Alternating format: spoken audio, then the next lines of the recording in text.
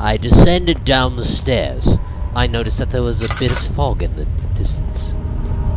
I lit a torch, and realized that I wouldn't actually need that torch in the long run. So I began walking later.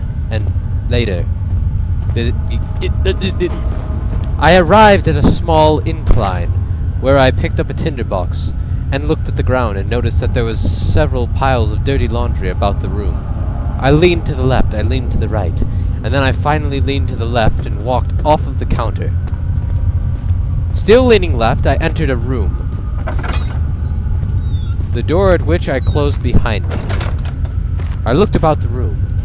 I noticed that there were several piles of junk, so I decided to move that to one side of the room.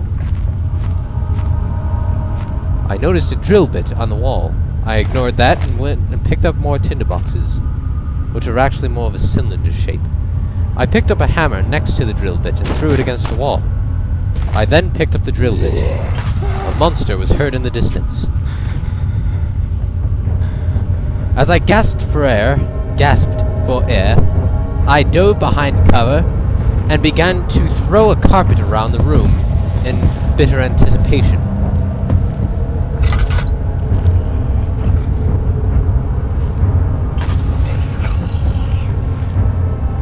I noticed that there was a large crate in the way.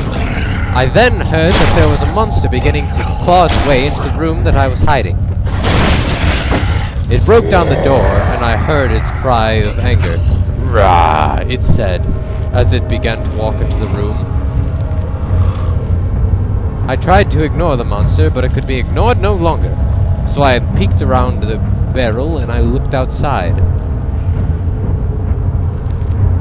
A brief pause ensued, and I did not understand whether the creature had left, or if it was still waiting outside the room. I ran outside and spun around in a circle a few times, but I didn't actually do that, I just thought about it. A trail of blood led down the corridor. Ignoring that, I went the opposite way. "Alexander, I have prepared the explosives you needed for clearing the flood drain. I can't stress enough how important it is that the mixture is handled with care. Please try to tell your firebrand servants this before you go ahead with your plans. The liquids are not by themselves explosives and should be kept separate to avoid further mishaps. I have arranged 2 large vats in the next room for the ingredients. All you need to do is to mix them liquids, and then you are ready to go."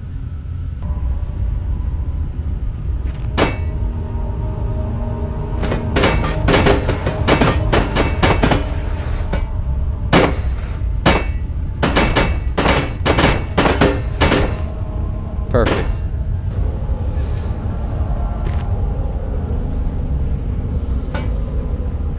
That'll do it.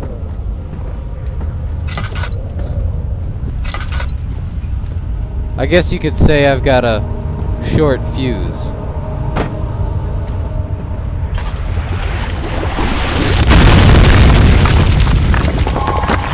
Alright, that'll do, I guess.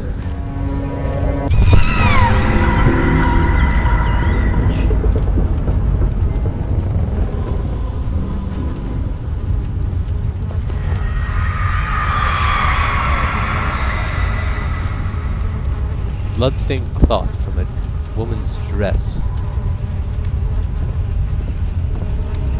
Gross. This whole scenario has rape written all over it. My sanity has a slight headache.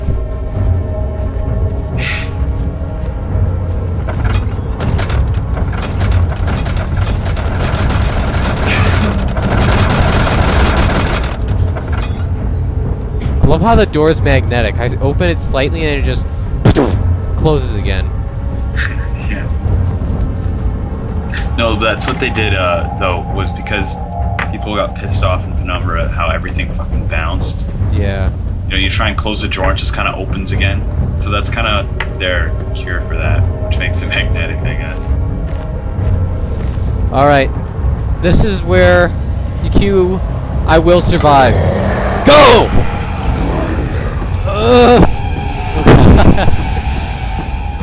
The intensity is killing me.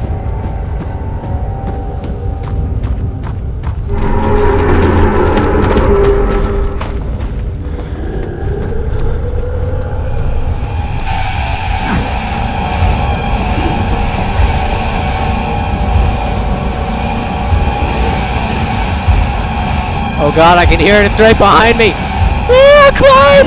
Oh no! Yes!